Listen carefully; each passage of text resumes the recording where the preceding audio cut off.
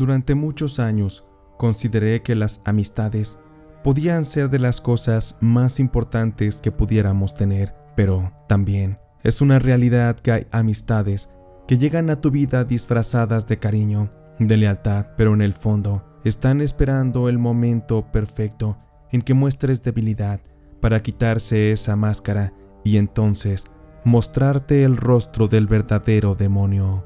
Mi nombre es Estefanía y durante mucho tiempo tuve una amistad con Luisa. Ella se convirtió en mi mejor amiga desde los tiempos de la preparatoria. Esto cuando evidentemente yo todavía vivía en casa de mis padres. Luisa venía de una familia muy pero muy humilde. Ella había conseguido beca para poder cursar en esa preparatoria, mientras que yo, gracias al trabajo de mi padre, a quien por cierto le iba muy bien, nunca pasé carencias. Al contrario, teníamos incluso algunos lujos, lo cual nos permitía estar en un estatus el cual podríamos clasificar como clase media alta. Esto empezó a marcar una diferencia, y de esta forma es que Luisa a veces lanzaba comentarios despectivos contra las compañeras o compañeros de la clase, pues por lo regular todos tenían vidas muy fluidas, con viajes, con ropa bonita, y Luisa realmente no lo tenía. Ella no tenía ese nivel, compraba ropa usada o incluso hasta regalada. Mi madre, quien llegó a conocerla, me decía que Luisa no era una buena junta, que esa amistad tenía algo muy raro, y siempre me pedía que me cuidara, porque Luisa era envidiosa, era rencorosa, estaba amargada y resentida con la vida. Me decía constantemente que personas así no inspiran la confianza suficiente como para brindarles una amistad tan cercana como la que teníamos ella y yo en ese momento. Y es que conmigo Luisa no fue grosera, al contrario, siempre era muy amable. También entiendo que a veces yo la sacaba de sus apuros, le prestaba dinero, le ayudaba con algunos pagos, y aunque difícilmente me los pagaba, yo no lo veía como algo malo. Pero pues ya con el tiempo cada quien tomó su camino. Yo estudié administración y ahí conocí a Agustín, un abogado serio, trabajador, muy querido por todos. Me enamoré perdidamente de él y tras un par de años nos casamos. Fue un matrimonio tranquilo. A diferencia de nuestros papás, tanto Agustín como yo no teníamos esa solvencia económica. Por mi parte, mi familia se ofreció a apoyarme, y de la parte de Agustín también. Sin embargo, nosotros queríamos comenzar nuestro propio camino. Luisa, por su parte, se dedicó a cambiar de empleo cada pocos meses. Ella no tuvo la oportunidad de ir a la universidad. Eso la mantuvo estancada, en un nivel de vida bastante limitado, lo cual seguramente fue llevándola a acumular más rencor, más resentimiento con la vida. Durante un tiempo estuvimos un poco desconectadas, pero ya con la llegada de las redes sociales, del internet en los teléfonos, fue que tuvimos nuevamente un acercamiento. Recuerdo que por más que nos poníamos de acuerdo para vernos, aquello se dificultaba mucho. Es que finalmente éramos ya todos adultos y personas ocupadas. Para ese entonces ya llevaba yo 4 años casada con Agustín. Aún no teníamos hijos. Y para esos momentos, lamentablemente había fallecido su papá, y este le había dejado una buena suma de dinero como herencia. Con esta compramos un departamento, un auto de segunda mano. Ambas cosas Agustín las puso a mi nombre, porque él decía sentir un amor real, que me quería para toda la vida, y que siempre íbamos a estar juntos. Eso siempre me lo prometió. Aún con esto, aunque él trabajaba y yo también, él me daba una parte de dinero para que la guardara en una cuenta personal. A él le gustaba mucho que manejáramos las finanzas a la par, porque de esa manera ambos podíamos volvernos expertos en solucionar problemas de economía, en dado caso que los llegásemos a tener. Y fue para esas fechas que empecé a invitar a Luisa al departamento. A veces se sentaba a platicar conmigo, tomábamos un café, incluso a veces me ayudaba a recoger. Pero con el tiempo y la confianza, me di cuenta de que Luisa no cambiaba, porque ella hacía comentarios que me incomodaban, como si buscara sembrar dudas. Oye amiga, no te ofendas, pero tu marido es un hombre muy guapo, con mucho porte. ¿No te da miedo que en su oficina alguna resbalosa esté atrás de él. Mira que conozco bien cómo son esas gatas. Y viendo la foto de tu marido, no dudo que por ahí ande una que otra arrastrada. Yo me reía nerviosa, aunque confieso que esas frases que me decía Luisa se me quedaban en la cabeza dando vueltas. Pero no solo era eso, a veces me decía cosas más directas. No deberías de confiar tanto en Agustín, amiga. No sé por qué, pero mi intuición me dice que algo anda escondiendo. Además, debes de saber que los abogados siempre saben bien cómo esconder sus cosas. ¿Por qué no le revisas el celular? A mí se me hace que por ahí podrás encontrar algo. Yo le decía a Luisa que me sentía muy ingenua, que yo no había tenido suficientes novios como para comprender cómo se comportaban los hombres. Le confesé que Agustín había sido el primero con el que tuve intimidad y que yo confiaba plenamente en él. Pero eso, en lugar de llevarla a ser más discreta, al contrario, la llevaba a escupir más veneno. Uy, Estefanía, pues, perdóname que te lo diga, pero eres muy inocente. Y Agustín se ve que ya es muy experimentado. ¿No le has preguntado cuántas novias tuvo antes que tú? ¿Cuántas parejas íntimas? Porque créeme que si él ya tuvo varias, entonces para él puede ser muy normal darse una aventura por aquí y otra por allá, de una forma en la que tú ni siquiera te vas a dar cuenta. Vaya, amiga, que no has madurado mucho, pero no te preocupes, yo te voy a ayudar a descubrir toda la verdad. Y no es que quiera molestarte con todas estas cosas, solamente que lo veo, y algo como que no me termina de dar espina, pero ya en su momento lo sabremos. Sé que van a decir que soy muy tonta, pero Luisa me estaba metiendo muchas dudas. Incluso cuando hacía el amor con Agustín, yo me preguntaba si esto mismo se lo hacía a otras mujeres, a escondidas cuando me decía que tenía viajes de negocio. Y ya no sabía ni qué pensar. Empecé a desconfiar de mi marido y me tragaba todos los cuentos que Luisa me contaba. Lo peor es que yo no era una mujer de tanto mundo. Siempre tuve muy limitadas mis amistades.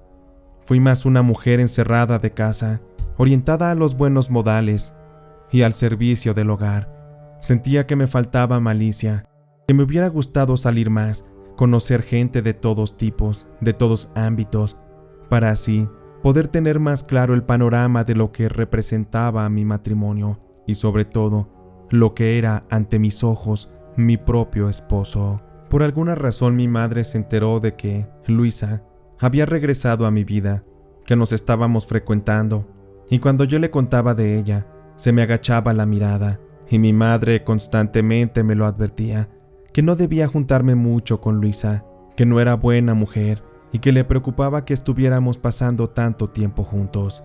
No me atrevía a contarle de todas las cosas que mi amiga me decía sobre mi marido. La verdad, estaba apenada y muy confundida. Sentía que Luisa era la única mujer que podía decirme la verdad sobre cualquier cosa. Por eso es que mi credibilidad estaba con ella. Y es que también, después de que me casé, empecé a perder las pocas amistades que tenía. Todo mi mundo se volvió Agustín, y en el fondo tenía miedo de que Luisa se fuera, de que se alejara de mí otra vez.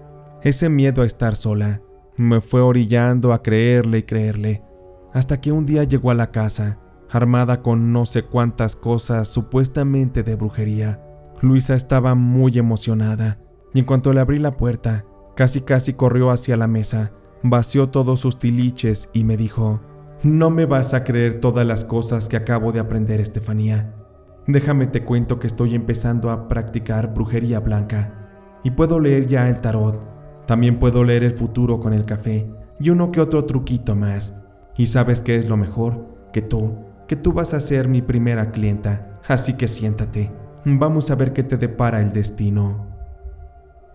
Solté una risa nerviosa, creyendo que era solo una de sus ocurrencias, pero ella se veía completamente seria. Sacó una cajita con unas velas, incienso y una baraja de tarot. Ella empezó a barajarla, a pedirme que cortara el mazo, y empezamos a hacer preguntas aleatorias sobre mi pasado, mi futuro, sobre mi vida personal. Pero inevitablemente, aunque todas las respuestas me parecían realmente huecas. Llegó el momento en el que mi amiga no pudo aguantarse las ganas de que preguntáramos sobre Agustín. Yo le dije que ese tema ya me tenía un poco incómoda, que la verdad me estaba volviendo insegura y empezaba a dejar de disfrutar mi matrimonio. Pero esto, en lugar de hacer que Luisa se detuviera, parecía que la obligaba a querer rascar más sobre el tema. Ay, amiga, pues es que la verdad no es que quiera ser terca, pero con esto podemos saber si Agustín te engaña. No te ofendas, pero a veces siento una energía muy rara en tu casa, como si alguien quisiera quitarte todo lo tuyo. Y es que a lo mejor nunca te lo había dicho, pero la persona que me enseñó todo esto me dijo que yo tenía un don muy fuerte, que la clarividencia era uno de mis poderes. Y yo lo único que te ruego, amiga, es que confíes en mí, por favor, solo esta vez. No supe cómo decirle que no a Luisa, así que terminó haciendo su lectura. Me pidió que concentrara mi mente en mi matrimonio. Mientras tanto, ella barajeaba nuevamente las cartas. Me pidió que las cortara, que sacara algunas de estas, y entonces comenzó a interpretar. Hubo un pequeño silencio, pero después sentí que se me vino el apocalipsis encima. Ay, amiga, pues no quería decirte esto, pero sabes, aquí se ve una mujer joven, delgada, con cabello claro. Está entre ustedes dos, y créeme que desde las sombras está buscando apoderarse del amor de tu marido. Lo siento mucho, amiga, pero esto es una realidad. El tarot nunca me miente. Se me heló la sangre con lo que Luisa me decía, y le pregunté cómo es que sabía eso, cómo el tarot podía darle esa información, si yo solamente veía símbolos y formas. Jamás vi una mujer rubia entre las cartas. Pero mi amiga, sutilmente tachándome de tonta, me dio su explicación. Sé que para ti puede ser complicado entender esto, amiga. Para esto se requiere mucho estudio y mucha práctica. Lo único que te pido es que confíes en mí. Y no quiero alarmarte, pero estoy segura que tu marido se está viendo a escondidas con alguien más. Además, siento que está planeando algo. Veo aquí unos papeles. Sí, es eso. Veo unos papeles y parece ser que son de divorcio. Yo que tú me preocupaba, Estefanía, porque a veces el amor se acaba y una no lo nota hasta que ya es tarde. Y a mí se me hace, por cómo siento esto, que tu marido te quiere dejar en la calle, se quiere llevar todo. Yo estaba muy tensa, al borde del llanto. Cada palabra de Luisa me martillaba la cabeza, y por eso le pedí que mejor se fuera, que me dejara en paz, que necesitaba pensar las cosas. Aquella noche no dormí, y esos días empecé a observar a Agustín de una forma distinta. Cada llamada, cada mensaje que hacía, cada reunión que tenía se convertía en una sospecha. Cuando salía tarde de la oficina, lo recibía con una sonrisa atenta. Lo abrazaba tratando de olfatear si es que había perfume de mujer, y sobre todo, disimulando mis pensamientos. A los pocos días, Luisa volvió. Traía en sus manos aquellas cartas de tarot y también una especie de libro viejo lleno de símbolos. Ella me comentó que había estado practicando invocaciones antiguas. Me pidió que no me asustara, que se trataba solo de nombres, pero que servían para abrir la mente y un poco la energía. Me aseguró que con eso podía ver si es que mi marido me traicionaba. Yo me negué al principio, tenía miedo, y como era una persona de toda la vida católica, sabía que no tenía que meter cosas oscuras a mi casa. Pero Luisa era necia. Finalmente encendió una vela negra y murmuró palabras que yo no entendí. Seguramente eran los nombres de aquellas entidades demoníacas, pero lo que sí noté es que el ambiente se volvió muy pesado, el aire muy denso, y yo sentí un escalofrío que me recorría el cuerpo. Cuando terminó me miró fijamente y me dijo muy seria: «Esto es en serio, amiga. Agustín tiene a otra mujer, no lo dudes. Pero lo peor no es eso. Él va a dejarte, y como sabe mucho de leyes, él va a manipular todo para quedarse con todas las cosas. Te va a dejar en la calle, te va a quitar el departamento, tu auto, tu dinero. ¿Y sabes qué es lo peor, amiga? que todo eso va a pasar de tus manos directamente a las manos de su amante. Y ya entrando en este terreno más de confianza, amiga, quiero decirte que el otro día fui a darme una vuelta cerca de la oficina de tu marido, ya que no sabes, pero lo vi salir, muy de la mano, con una mujer que cumplía exactamente con la misma descripción que te he dado. Y lo peor de todo es que iban tomados de la mano y tu marido le dio un beso, sin importarle que todos lo vieran. Yo sé lo que te digo, amiga. Por ahora no le reclames nada. Primero hay que ver cómo vamos a actuar, cómo te vamos a proteger, porque no me negarás que es injusto que tu marido te quite todo lo que es tuyo para que pase a manos de aquella cualquiera, al menos que seas muy tonta como para permitirlo. Pero creo que tengo el plan perfecto, solo necesito que me escuches. Me quedé muda, temblando, llorando. No podía creer que mi marido pudiera hacerme algo así. Y con la certeza que Luisa me lo decía, aquello terminó desarmándome. Yo gritaba que no quería perderlo, que lo amaba. Pero Luisa me decía que debía actuar antes que él, ser inteligente. Y le dije a Luisa que en ese momento no tenía cabeza como para escuchar sus propuestas, que tenía miedo y estaba triste, que necesitaba pensar todo. Luisa tuvo que irse. Se le notaba angustiada. De verdad es como si ella me estuviera diciendo la verdad. Y aunque para mí al principio todo era confuso, de tanto y tanto que ella me aseguraba tener el conocimiento de la verdad, terminé creyéndole. Esa misma noche cuando llegó Agustín, lo vi muy tranquilo, como si nada. Para mí él no era más que un patán, un cínico. Y como pensé que no tenía ni un poco de arrepentimiento o remordimiento, fue entonces que decidí tomar cartas en el asunto. Yo no iba a dejar que ese patán, que ese hijo de la chingada de mi marido, le diera todas mis cosas, todo lo que me pertenecía, a esa desconocida, a esa maldita piruja. Me cité nuevamente con Luisa. Pretendí escuchar su plan, y la verdad es que aunque me pareció algo descabellado, pero era lo más seguro. Para Luisa la solución era la siguiente. Si yo no quería perder el departamento, entonces debía ponerlo temporalmente a su nombre, no importando que esto llevara a gastos notariales. Lo mismo debíamos hacer con el auto, y en el caso de su cuenta de banco, yo debía transferir mi dinero a su cuenta. Luisa me prometía que sería temporal, y que ya una vez después del divorcio, ella me regresaría todo. Solamente era para proteger mis bienes, para que así Agustín no se los diera a esa mujer.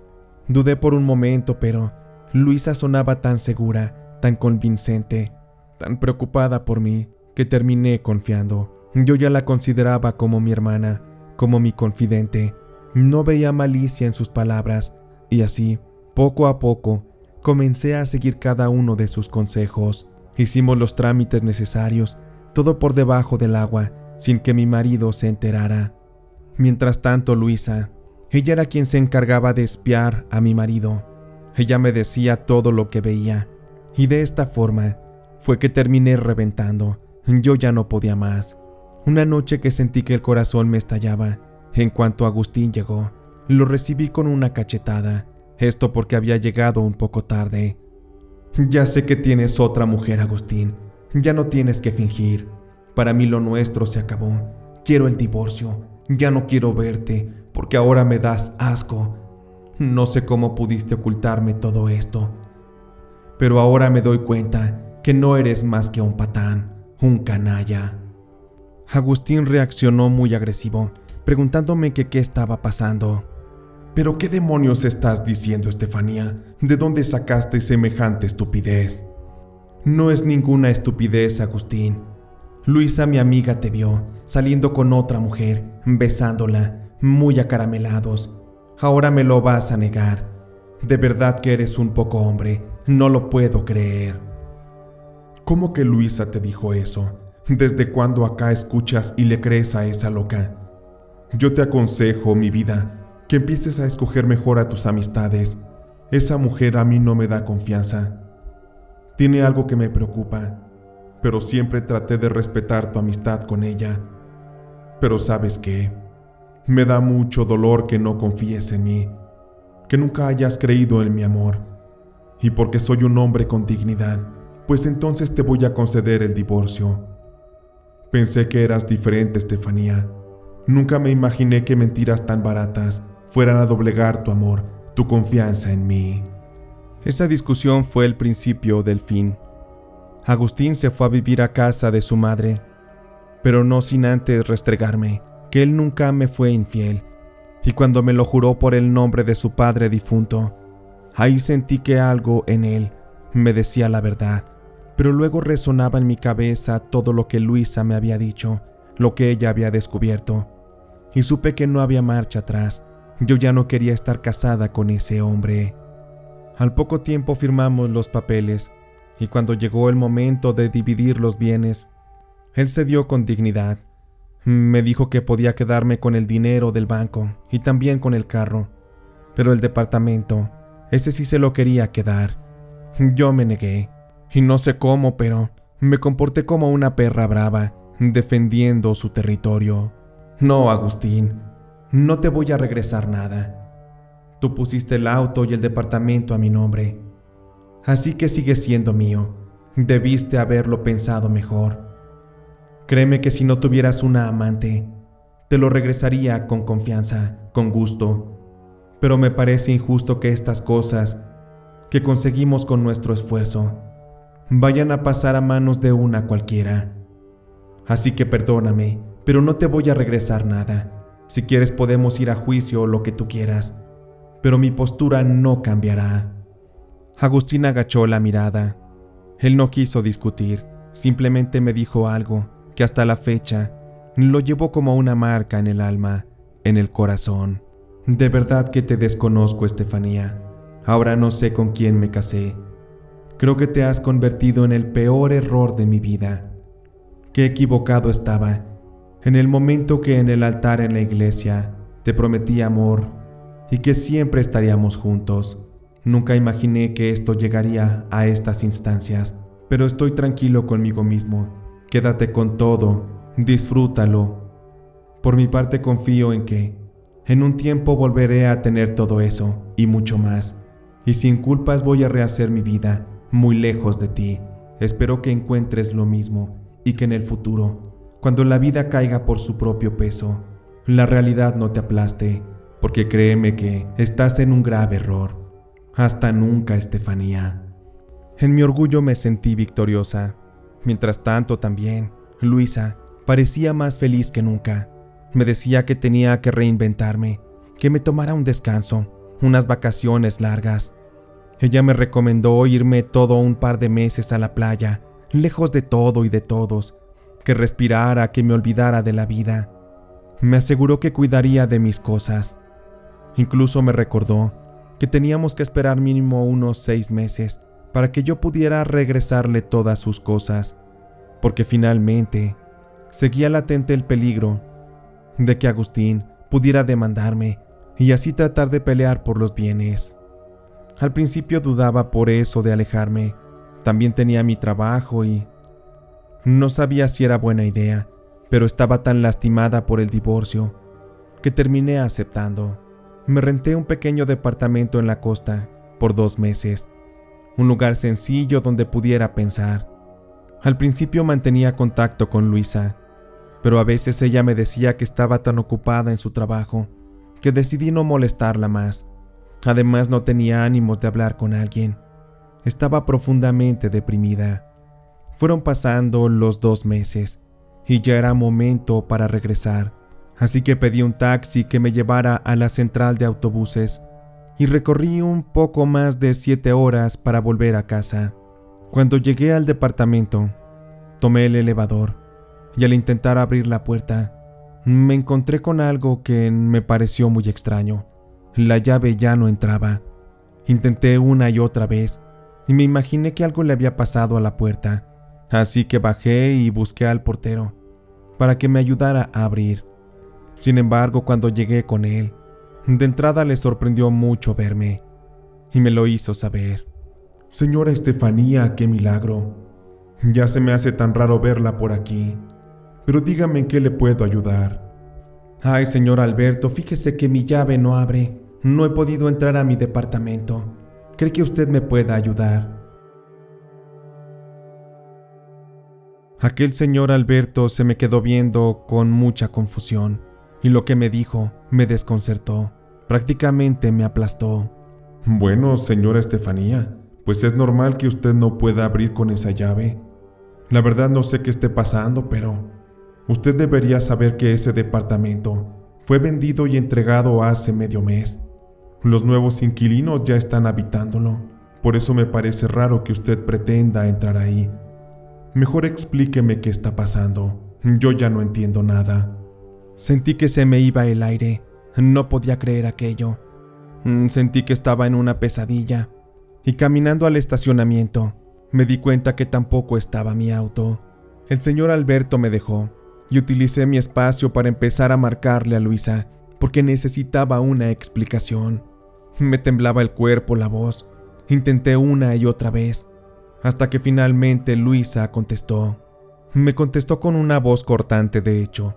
Me preguntó que qué quería, y ahí le hice saber que cómo era eso de que habían vendido el departamento, porque en sí la única que tenía el poder de hacerlo era ella, porque a su nombre estaban las escrituras. Luisa, por favor, dime que esto es una broma. No sé qué está pasando, pero por favor, ayúdame a que me regrese en mi departamento. Es lo único que tengo. Dime dónde te veo o qué hacemos. En aquel momento mi amiga Luisa, aquella que me había jurado lealtad, que me había demostrado que estaba siempre conmigo, en las buenas y sobre todo en las malas, es como si le hubiera cambiado la cara, como si se le hubiera caído la máscara. Ay, Estefanía, pues fíjate que ya no te voy a poder ayudar. La verdad es que ya no quiero y ni tengo tiempo. Y en efecto sí vendí ese departamento, porque recuerda que era mío. Tú me lo firmaste todo, también el dinero, el carro. Así que ahora ya es mío. Y de una vez debes saber que no te lo voy a devolver. Te advertí claramente que confiaras en mí, y lo hiciste. Ahora te tocará aprender de la vida. Mientras tanto, ni te apures. De mí ya ni vas a saber nada. Ahora estoy muy lejos. Y de verdad me apena que hayas caído en mi trampa. La verdad es que sí me daba mucha envidia. Siempre fuiste la niña riquilla, la consentida, la que tenía absolutamente todo. Y la verdad es que yo me prometí que jamás en la vida iba a comer frijoles resecos toda la semana. Y pues ahí estabas tú, toda estúpida. Por eso es que te envolví en este engaño. Ah, y por cierto, amiguita, tu marido Agustín nunca te engañó. Todo eso del café, de las cartas, del demonio, fue puro teatro. Utilicé esas herramientas solo para fingir que estaba dándote la verdad. Así que tienes muchas cosas en que pensar. La verdad siento mucho que hayas tenido que ser mi víctima, pero por ahora estaré muy ocupada disfrutando mi nueva vida, así que por favor ya no me molestes. Me quedé como una estúpida. Luisa colgó la llamada y jamás me la volvió a tomar. Sentía mucha vergüenza, de verdad. Había perdido todo por ingenua, por haber desconfiado del único hombre que me quiso y por haberle creído todas sus palabras cargadas de veneno a aquella mujer que con envidia terminó lavándome el cerebro. Esa noche llegué a la casa de mi madre. Estaba yo llorando y al verme tan mal tuve que contarle todo. Mi mamá trataba de consolarme. Me decía que los bienes materiales se recuperaban, pero yo, la verdad, sentía que no había forma de reponerme de aquel golpe, de aquella traición. No solo había perdido mi dinero, mi casa, también había perdido mi dignidad, mi confianza en las personas, sobre todo en mí misma. Lo que más me dolió es que no tuve cara para ir a encarar a Agustín. No había forma de pedirle perdón, de que me diera otra oportunidad, así que dejé en paz ese tema. Al poco tiempo él rehizo su vida. No lo vi con mis ojos, pero lo supe por conocidos. Me contaban que era feliz y que estaba a punto de casarse otra vez. Mientras tanto, de Luisa no supe nada, al menos no en mucho tiempo. Su madre, a quien fui a buscar varias veces para que me diera razón, solo me dijo que se había mudado para el norte del país, que andaba gastando dinero a lo loco y que vivía entre fiestas y copas. A la señora le daba mucha pena que su hija se haya hecho de algo de dinero a costa de mi trabajo, de mi matrimonio. Yo a la señora le había contado todo lo que hicimos. Incluso le conté que Luisa decía saber de brujería, de tarot y de esas cosas. La señora me confirmó que Luisa era una mentirosa, una farsante, que a ella le había pedido dinero y tampoco le había pagado, asimismo con otras personas. Luisa siempre quiso pertenecer a otro estatus social, pero por la buena nunca pudo, así que se vio orillada a cometer actos tan bajos como el que llevó a cabo conmigo. Pasó algún tiempo. Dejé de visitar a aquella señora para preguntarle por Luisa, pero de pronto fue ella quien me buscó a mí. Fue hasta mi casa, tocó a la puerta y cuando salí, la vi parada ahí del otro lado del jardín. Sostenía un periódico en sus manos. La mujer me dijo que tenía que hablar conmigo, que era importante. De inmediato puso ante mí aquel diario y me hizo que leyera el encabezado. Mujer muere al caer de un balcón en un 13º piso. Supuestamente estaba loca. La mamá de Luisa lloraba. Me dijo que había sido su hija quien había muerto. Y en cuanto tomé el periódico, en efecto, en el texto, se mencionaba el nombre completo de Luisa. Según lo que se decía en la noticia, y por lo que me contó la mamá de Luisa, esta había estado teniendo ciertos delirios.